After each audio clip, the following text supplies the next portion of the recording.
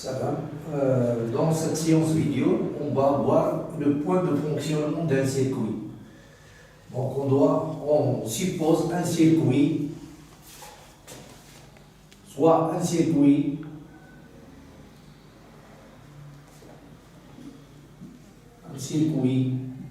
formé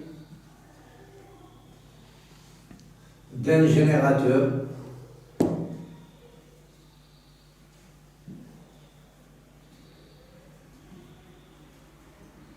et d'un conducteur ohmique.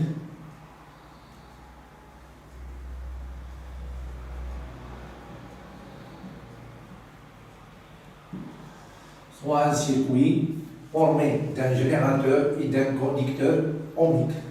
Voir le schéma.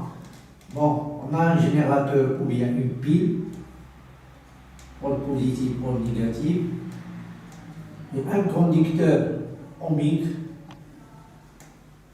dont le symbole est un rectangle contenant la lettre R. Voilà un circuit. Quelles sont les conditions pour qu'il fonctionne? Ça veut dire quelle est l'intensité du courant et la tension du point de fonctionnement pour qu'il fonctionne. Donc, avant d'entamer ce point de fonctionnement, on va faire un rappel sur qu'est-ce qu'un générateur et qu'est-ce qu'un conducteur ohmique.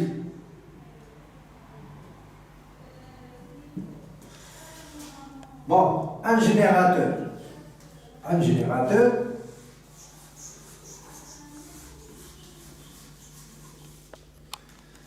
Voilà, un générateur.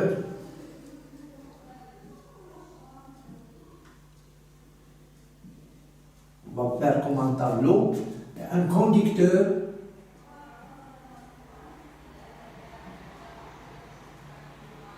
ohmique. On va faire comme un tableau comparatif d'un générateur et d'un conducteur ohmique. Premièrement, le symbole. Le symbole d'un générateur, on l'a déjà vu, soit on met un grand G ou deux plaques, une grande positive, la petite négative. Pour un conducteur ohmique, on le représente par un rectangle contenant la lettre R. Bon, chacun a deux pôles. C'est pour ça qu'on les appelle des dipôles. Bon, la loi d'Ohm pour un générateur, pour le générateur, c'est U égale E moins RI, où E représente la force électromotrice. Elle est en volts. Et R, la résistance interne. Elle est en ohm. Pour le conducteur ohmique, la loi d'Ohm, c'est U est égal à R fois I. R, c'est la résistance.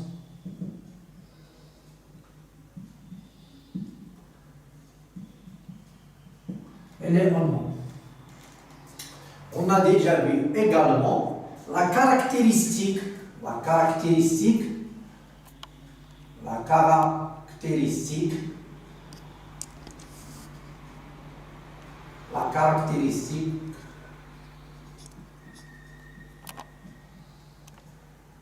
U en fonction de I.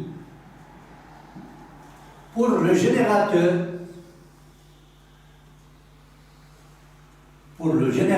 c'est une droite. Ne passons pas par l'origine. Donc c'est une fonction affine.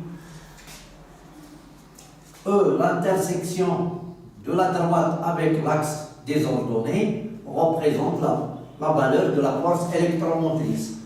Et où la valeur de petit r est égale à la valeur absolue de delta U sur delta I.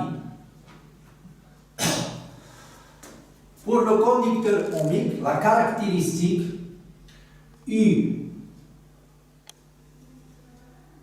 en fonction de I,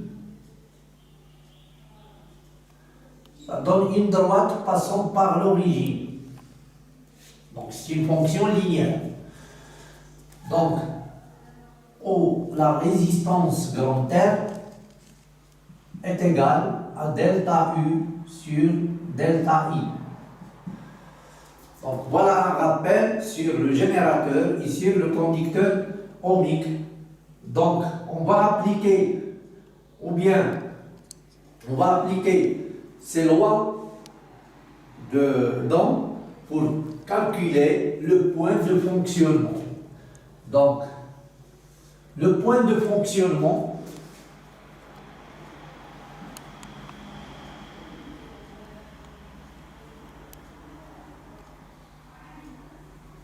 d'un circuit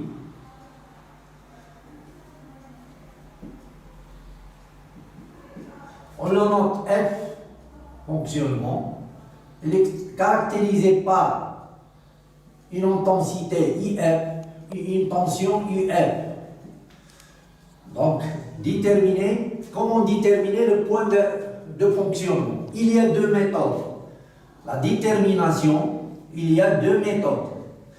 Il y a la méthode graphique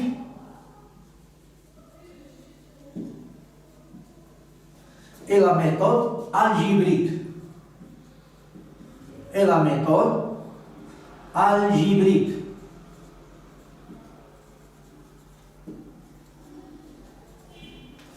On va voir premièrement la méthode graphique pour la détermination du point de fonctionnement. Et deuxièmement, on va voir la méthode algébrique. Donc je vais effacer. Donc en résumé, il faut savoir le symbole d'un générateur et la loi d'Ohm d'un générateur et la caractéristique d'un générateur. Et également le symbole et la loi d'Ohm et la caractéristique du conducteur ohmique. Il faut également savoir qu'il y a deux méthodes pour le calcul du point de fonctionnement. Bon, on va voir la première méthode. La première méthode, ça veut dire la méthode graphique. 1 et 2. La méthode graphique,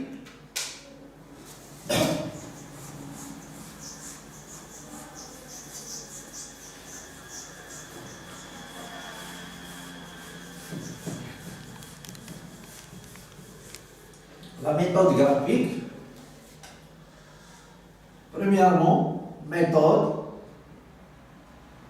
graphique. Ça veut dire qu'il se base sur les graphes, sur les caractéristiques.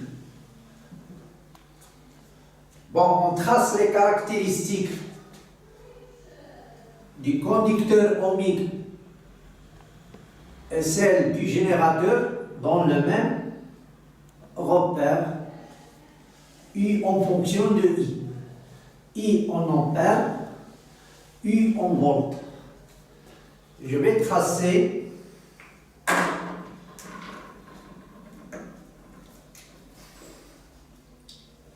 vous avez des carreaux dans le cahier. Donc, pour faire des approximations, avoir des résultats plus proches, je dois avoir des carreaux.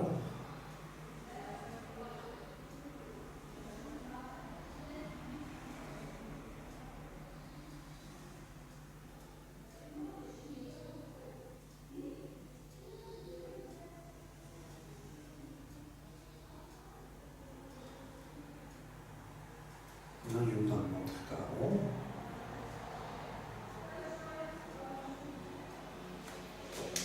On nous donne les valeurs ou bien les gradations de l'intensité. Par exemple, on a ici 0, 0,2, 0,4, 0,6, 0,8.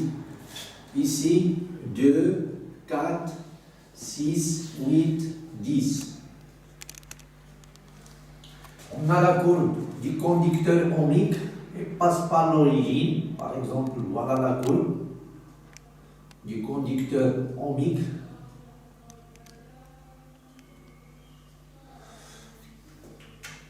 Et voilà la courbe du générateur.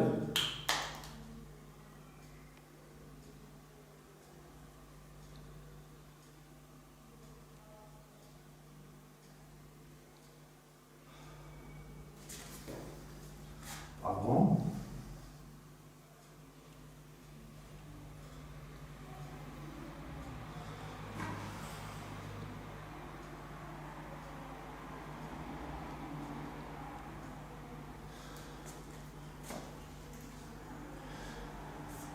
Donc voilà la courbe du générateur et du conducteur. Celle-là, c'est du générateur, celle-là du conducteur ohmique R. Bon, le point de fonctionnement. Le point de fonctionnement, à partir de la courbe, le point de fonctionnement,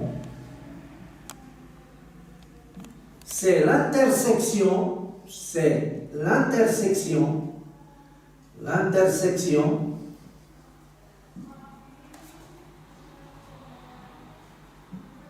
des deux droites.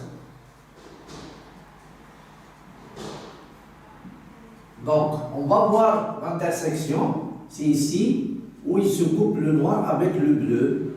Voilà le point d'intersection, c'est celui-là. On le note, c'est le point F. Donc, on obtient F. Pour avoir IF, on fait la projection orthogonale sur l'axe d'Isy. Et voilà, on obtient IF. On obtient IF égale à 0,6. Et pour avoir la tension UF, on fait la projection orthogonale sur l'axe des tensions. Et on obtient la tension UF égale à 6. UF égale à 6 volts. Et on a déterminé le point de fonctionnement. Donc, pour que le circuit fonctionne, il faut qu'il y ait une tension du courant égale à 0,6, une intensité du courant est égale à 0,6 ampères et une tension égale à 6 volts. Sinon, le circuit, soit il est détérioré, si la tension est supérieure à 6, il sera détérioré ou bien il ne va pas fonctionner. La deuxième méthode, c'est la méthode algébrique. On se base sur les calculs mathématiques. Bon, deuxièmement, la deuxième méthode algébrique.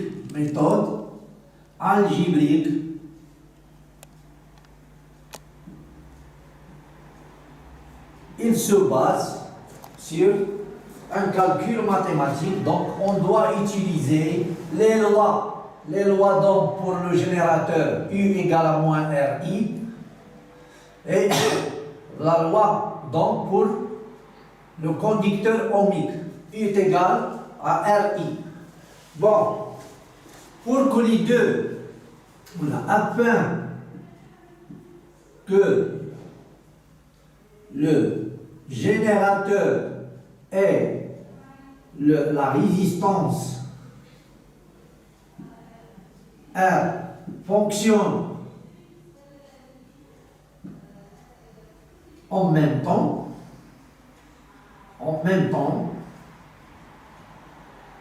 ils doivent avoir la même tension. Ils doivent avoir la même tension.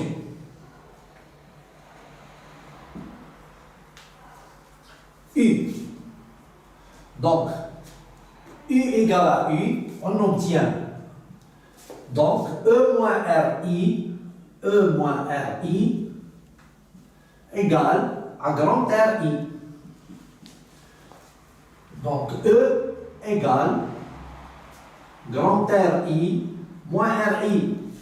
Je la déplace et ça va donner RI. On factorise par I facteur de grand R plus petit r égale à E. Donc I égale à E sur grand R plus petit r. C'est le IF, c'est le point de fonctionnement.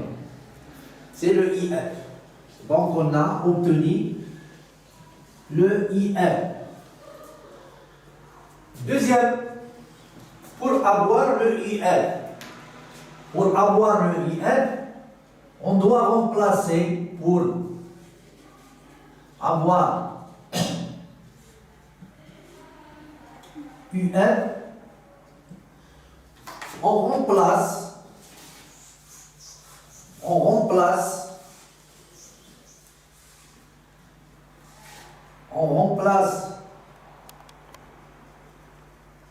IF dans l'une des deux équations, l'une des deux lois. Soit la première loi, soit la deuxième loi. Bon, la plus facile, c'est UF égale à R fois IF. Donc R, et je remplace IF par sa valeur, c'est E sur R plus petit r. Et on obtient UF est égal à R fois E sur 1 volt. Donc le point de fonctionnement, c'est IF égale E sur grand R plus petit r, virgule, UF égale R fois E sur grand R plus petit r. Et voilà le point de fonctionnement. On remplace les forces électromotrices et les résistances et on obtient la même solution que la méthode graphique. Pour bien assimiler, on va donner un exemple d'application.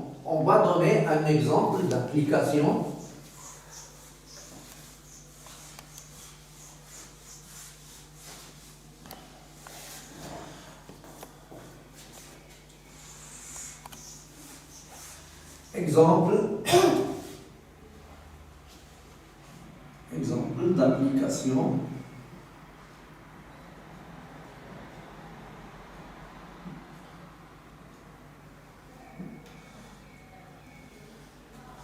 Bon, on vous donne le graphe, donc les données, voilà les données de l'exercice donné. Donc, on vous donne le graphe U en fonction de I. On va effectuer de la même manière une gradation des axes.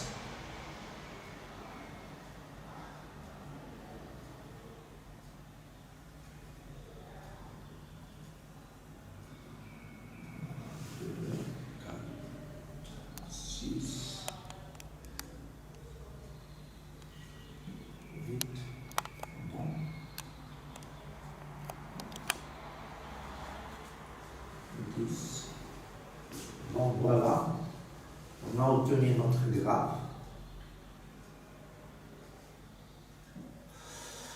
Bon, on fait les gradations 0,0, 0,1, 0,2, 0,3, 0,4 et 0,5 ampères. Ici, on a 2, 4, 6, 8 et 10 volts. On a ici la courbe. Je vais tracer la courbe.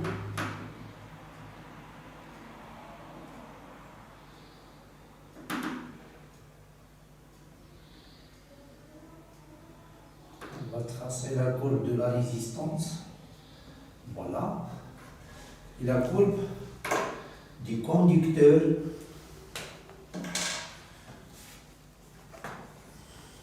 du générateur. Voilà.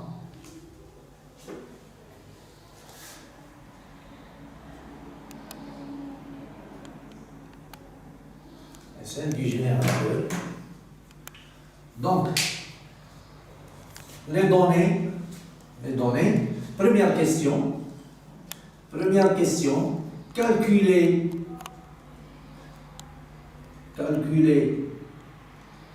graphiquement E et petit r. Deuxième question, calculer graphiquement, sont des questions des leçons précédentes. La leçon du générateur, les dipôles actifs, et la leçon des conducteurs ohmiques. Graphique, ces deux questions sont des questions des leçons précédentes. Grand R, calculer grand R. Troisièmement, donner les lois d'Ohm pour le générateur et le conducteur ohmique. Donc, quatrièmement, déterminer par deux méthodes différentes,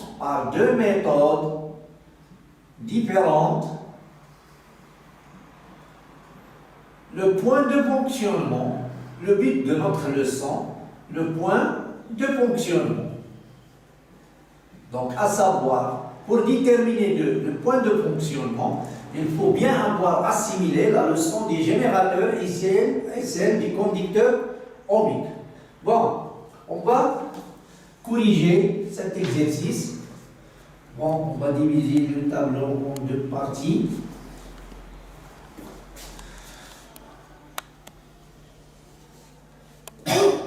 Première question,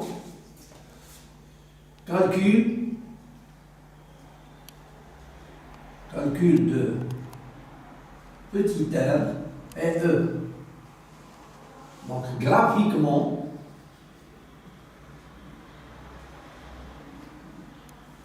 E, c'est l'intersection de la caractéristique du générateur avec l'axe désordonné.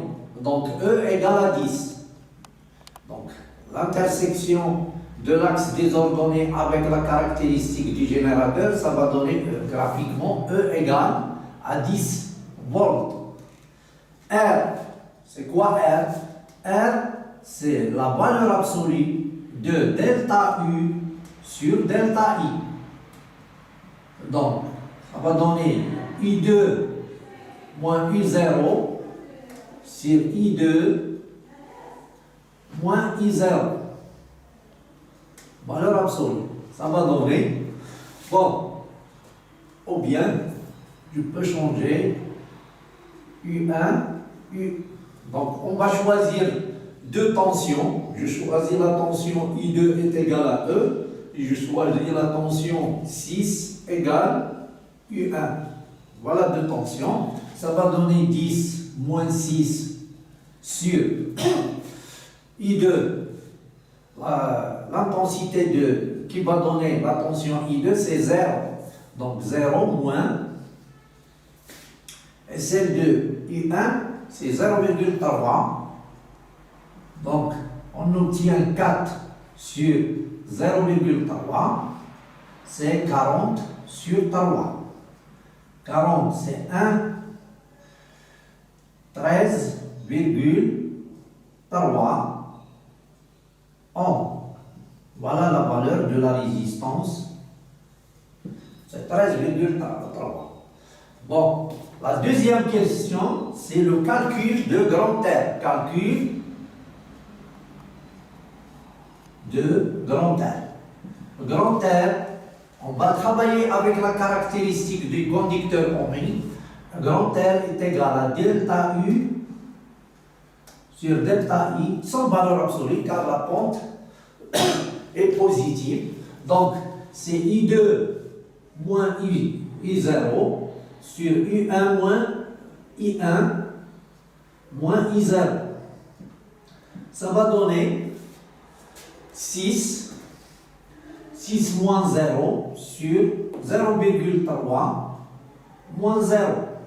Ça va donner grand R, ça va donner la même valeur, c'est 40 sur 3. Non, c'est pas 40 sur 3. 3 sur 10, 60 sur 3. Ça va donner 60 sur 3, ça veut dire 20 ohms. Et voilà la valeur de grand R. Troisième question. Déterminer les lois d'Ohm pour le générateur. Loi d'Ohm pour générateur G, c'est U égale E. C'est combien? C'est 10. Moins petit r, c'est combien? C'est 13,3 fois I. Voilà la loi. E moins RI. La loi d'Ohm pour le conducteur ohmique,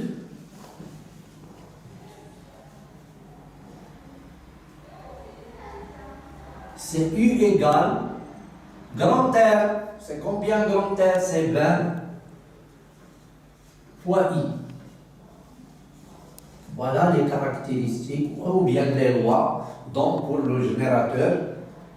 Ce sont des questions des leçons précédentes, mais on doit les assimiler afin de calculer le point de fonctionnement qui est la quatrième question, le point de fonctionnement. Détermination de F. Graphiquement, première méthode. Graphique.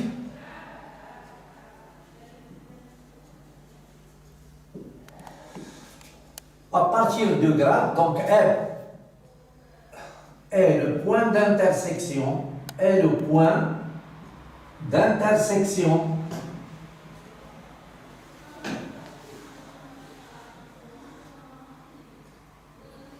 des deux droites.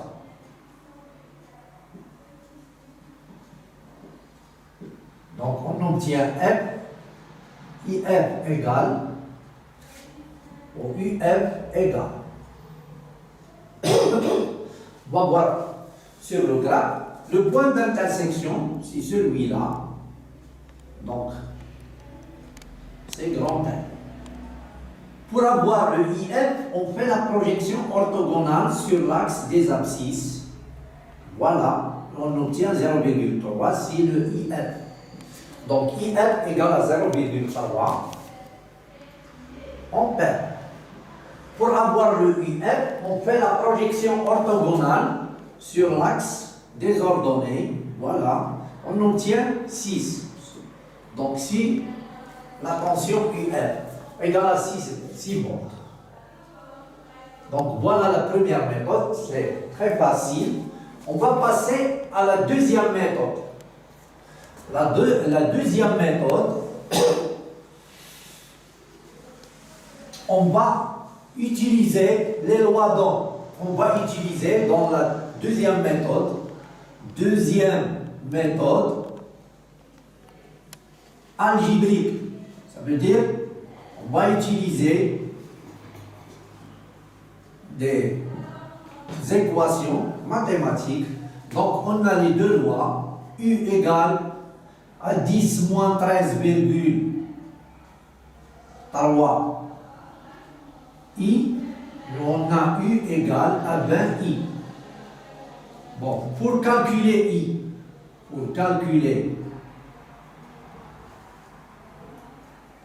IF, on pose U égale à U. Donc 10 moins 13,3 I est égal à 20I. Bon, 10 égale à 20I plus 13,3 I. Si on fait la somme, ça donne 33,3 I égale à 10. Donc I, c'est 10 sur 33,3. Ça va donner à peu près 0,3 ampères. Et on retrouve la même valeur que graphiquement. Bon, pour calculer UF, on utilise l'une des deux équations. On va utiliser celle du conducteur ohmique. On a UF est égal à 20 fois IF. Donc 20 fois IF, c'est combien? C'est 0,3. Ça va donner le 0 avec la virgule, ça passe, donc ça va donner 2 fois 3, ça veut dire 6 volts. Et on retrouve la même valeur, c'est 6 volts qu'on a trouvé graphiquement. D'où, par conséquent, d'où le point de fonctionnement, c'est IF égale 0,3 ampères et UF égale à 6 volts. Et voilà, on a terminé l'exercice. J'espère que vous avez bien assimilé cette séance vidéo. Bon, il faut savoir les caractéristiques d'un générateur et celles d'un conducteur ohmique, les lois, les caractéristiques. Bon, pour déterminer le point de fonctionnement, il y a deux méthodes, la méthode algébrique et la méthode graphique. La méthode graphique, on se base sur les graphes, c'est le point d'intersection des deux droites. La méthode algébrique, on utilise les lois d'Ohm pour le générateur et le conducteur. Et voilà, la séance est terminée.